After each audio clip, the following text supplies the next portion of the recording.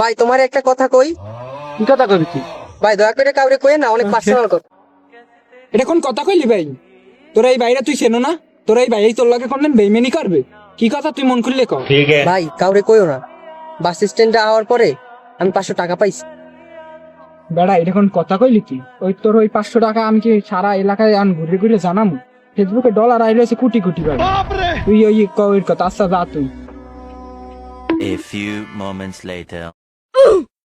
এবার পেরান্ত বল bus stand 500 টাকা পরি ভাই শুনছো কিছু? ও বাড়া কও কি তো ল দেহি। লতা ফাইমের জাল যাই কই ল।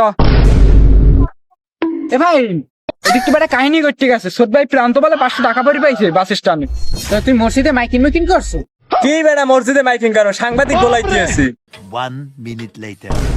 এই গেছে আসসালামু আলাইকুম, welcome back to my Uganda TV.